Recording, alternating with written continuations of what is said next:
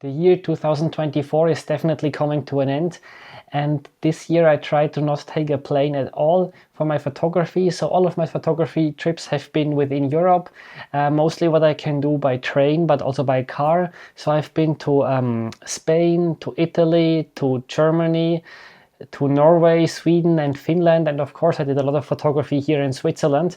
And in total I took several hundred thousands of pictures with different camera brands, different lenses, and in this video I want to show you my 10 favorite photographs, partially because I like the end result, but also sometimes because I like the experience that I had, and I want to use this chance to talk a bit more about the background story, the story behind the picture, because if I just show the picture to you in a gear review, I usually don't talk too much about that aspect, and I hope I can give you some inspiration of maybe new ideas that you could try out next year, and maybe you can also learn a bit from some of the mistakes that I did along the way.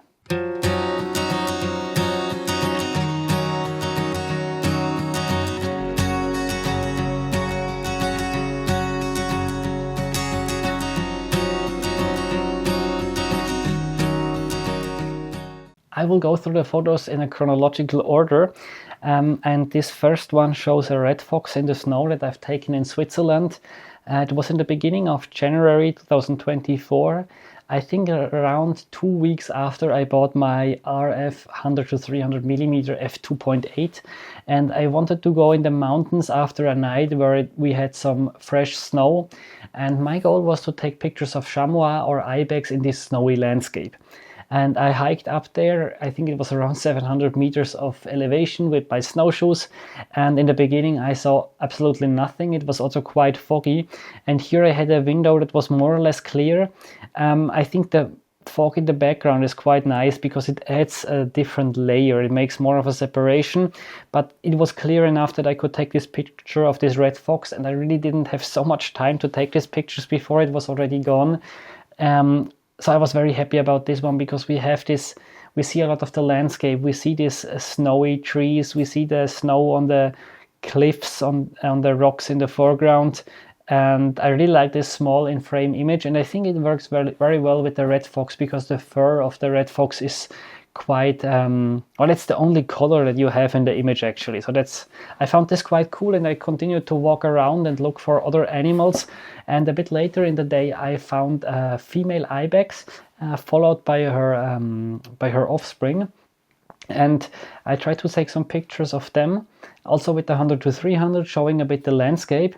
And I saw that they were just basically walking along a mountain ridge. So what I tried is to go sneak around and wait a bit in front, and then they were just walking past me. They saw me, but they didn't care so much, and this gave me the opportunity to take the pictures either when they were in parallel to me, or I could take them a bit more from the front, whereas if I walk behind them I will anyways always take butt shots. And then at some point I had a nice interaction between the ibex and her young one, and you can see this image here, the final image. It's one of my favorite images of the whole last year. So basically what happened was that the ibex was looking for food, and they just in winter they put away the snow with their feet and then look for these dry grasses. It's still crazy for me how they can survive on that, but anyway, the ibex did that. The young one followed and also wanted to eat a bit from the grasses there, and apparently the mother thought that the young one was by now old enough to look for its own food and used the horns to kind of make it go away from her food source. And I really liked the light that I got in this image because, as I mentioned, it was clearing up, so we got a little bit of warm light, but still not direct sunlight, but it was starting to push through the clouds. And you can also see in the background that the sky was opening up. We got some evening colors already, and we still have this fog in the background and some trees with snow. So I was really happy with this image, and happily walked down to the train station afterwards. Let's skip a few months and we will end up in summer when I had the opportunity to test the Sony A1 with 400mm 2.8. And to really test the camera, I wanted to take some photos of barn swallows in flight. And I know a place that is quite good for this, quite close to my home, like 500-600 meters by walk. But the weather was not good for several days. But at some point I was like, okay, I will try it anyway. Maybe they're active. They still need to look for food in the end. And indeed, I saw some that were just on the ground looking for food, which I have not really observed with swallows so much before, but some were still in the air flying. And then it started to rain heavier and heavier, and I managed to kind of incorporate this rain into the image. So what I try, if it's snowing or raining, is choosing a dark background, because then you see the snow or the rain better. And I'm really happy with the image that I got here, also with the wing position and the colors, and that we see the rain.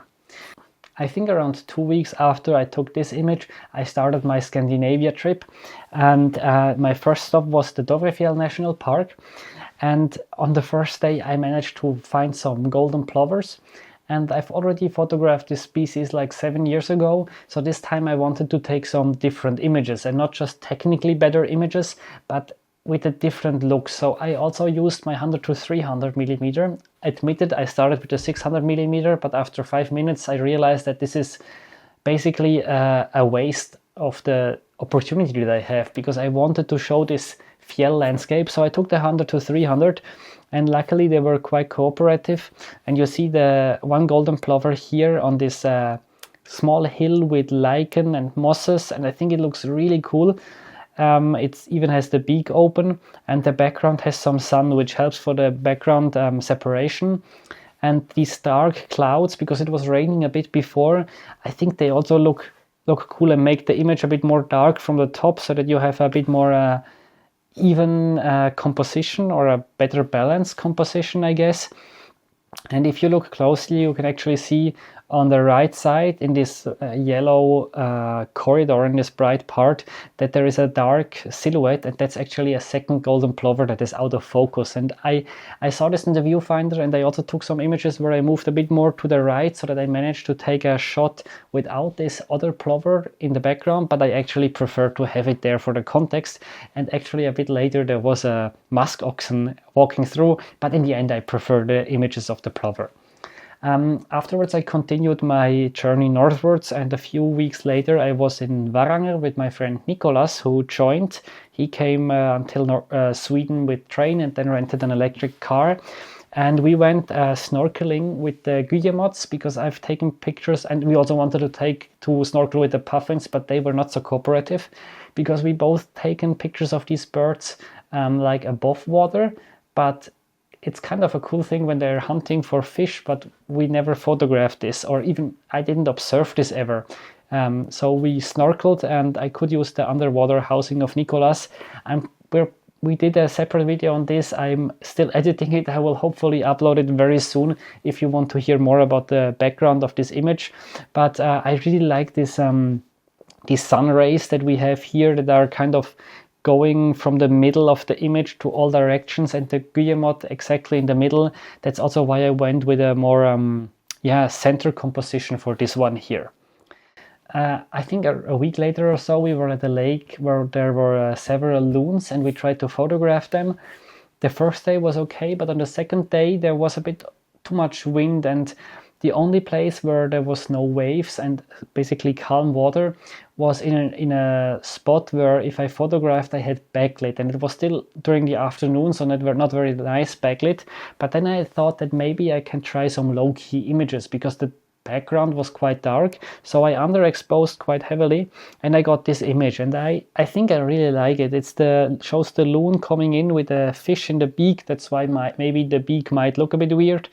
And I also like these water plants, because I think they really add to the composition. Otherwise the left side of the image would be kind of empty, but I think in this way it's kind of balanced, and it kind of made me realize that maybe I should try more often to do these kind of low-key images, or in other occasions maybe high-key images.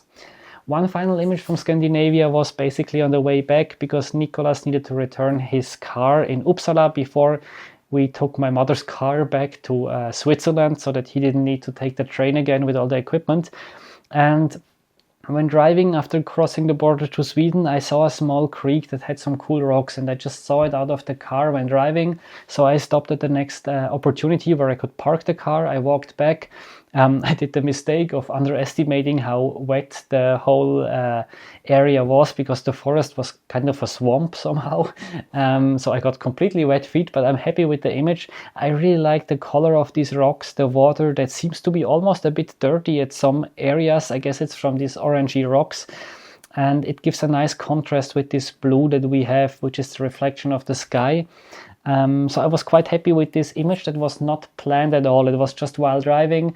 So it was a good lesson for me again. If I'm driving in Scandinavia, it's good to kind of calculate enough time so that you can do spontaneous stops if you see wildlife or a cool landscape on the way wherever you go. Let's move a bit further. This was the beginning of October when I borrowed, or when I could try the Canon R1. This was still shot with a pre-production model. And I went to a forest and I put some bird food, and I saw that the chaffinches were fighting with each other. And I managed to take this shot, and it was not so easy because maybe you can already guess it. One of the main challenges was to have both birds in the focus plane, basically, that both are in focus, because the depth of field is so small with these telephoto lenses. You can see I stopped down from 2.8 to 3.2, so that's not really that much. But luckily on this series they were in parallel for almost the entire series, so I have several sharp images, but I preferred this one because of the position of the wings. So in this situation I was really happy about the pre-burst, the autofocus into 40 frames per second. And after I've got some images like this, I wanted to include a bit more of the surrounding to show a bit a different image. So I decided to take my wide angle lens. I used a 35mm 1.8, which is a rather inexpensive lens. And I actually stopped down to f4 to have a bit more depth of field, because otherwise my keeper rate was too low. Because if you have a tit that is flying, or any bird that is flying towards you with, let's say, 10-15 meters per second, and you have a depth of field of maybe 2 centimeters, you can do the calculations how many frames per second you need to have like 2 or 3 sharp images for each time a tit flies in. So in this sense, 40 images was really, I could have used more. And what I did was I pre-focused on 50 centimeters or 60 centimeters of distance. And anytime I saw a tit appearing, I just held down the shutter button and hoped that there was one where the pose was cool and that it was in focus. And this was not so easy, because often they were flying a bit too much from the bottom up, and then it didn't look so good from composition wise. But I really like this one because it's almost symmetrical with the wings open, the tail feathers are also open, and it looks like straight through, or it basically forms a diagonal through the image. We can still see this pine forest in the background with some large trees that started to turn yellow. So I was very happy about this picture. And the last one for today is actually an image that I would not have taken without the Canon R1. Not because it was technically very hard to get. I think I could have done it with pretty much any camera that I own or have owned in the last years. But it was one of the days, it was the last chance to try the R1 before I needed to ship it back in mid-October. And this is why I thought, okay, I will go to the mountains even if the forecast isn't very promising. It looked a bit rainy and very foggy. So I went anyway, and for sure it was foggy when I arrived. I saw a chamois that was not even too shy. I managed to take some pictures in the fog, and I stayed close to the chamois for a large part of the afternoon, just observing it, and it was very chilled. It was laying down. It saw me, but apparently it was not alarmed. And then at some point I saw how the fog was starting to lift and get a bit less dense, and this was already like maybe half an hour or 20 minutes before sunset. And I knew, okay, this is my chance. If now it lifts a bit more and the sun pushes through, I will be rewarded with some amazing colors. Now I just need to have the chamois in the right place. So I walked around preparing myself, and it was not ideal, but suddenly the chamois stood up, went to the next rock that was really elevated, and kind of looked over the valley as if it would also wanted to use the opportunity to have a clear view over the valley now that the fog lifted a bit. And these were just so amazing colors. And it was a very short window. I think these intense colors I had maybe for 3 or 4 minutes. Maybe for 5-6 minutes in total there were some colors, and afterwards it was gone again. The fog was too dense again, and it didn't open up anymore until way after sunset.